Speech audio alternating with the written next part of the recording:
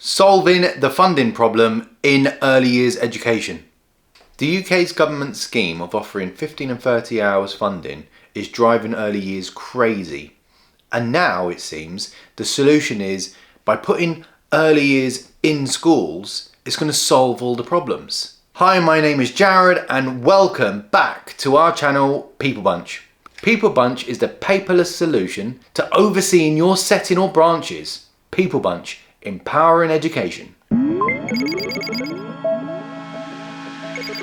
Today we're going to be taking a dive into a critical issue in early years education, funding. It's a simple problem to solve. Right, let's get started. The current funding issue for early years education is challenging. Here are some of the key issues. The hourly rate is not enough to cover the delivery of service. Funding is allocated termly only, whereas providers are open on average 50 weeks per annum. Unclear communications from government, increasing parent frustrations. Funding is now becoming a distraction from educating children. Confusions and pressures on local authorities are resulting in them acting heavy-handed on settings, creating a divide between LAs and EY. We're forgetting about the children. The increased administration and financial innovations needed is such a burden to providers. Finally,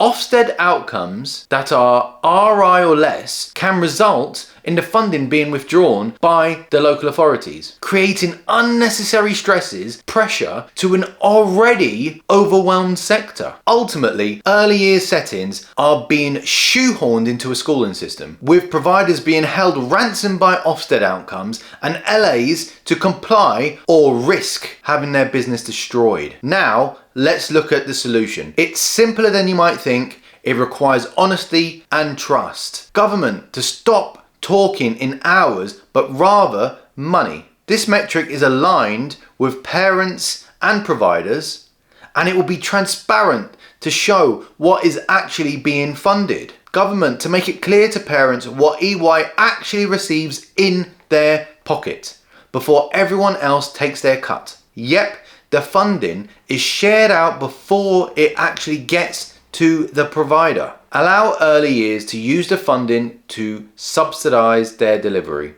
reducing the admin and financial burden. Apply funding to 52 weeks of the year rather than 38 to genuinely help working families. Stop Ofsted outcome threats. There is enough fear around Ofsted already. Implementing these changes would result in positive outcomes. For instance, early years, like every other business, will be policed by the customer. If the provider is not offering a great service, the customers will vote with their feet. This would help providers focus on children and families rather than politics and funding. This will stimulate innovations of service and improve offerings to children and family. Parents won't feel frustrated and the system will be transparent. It will help create a better relationship between early years and Ofsted. The relationship between the two are already strained.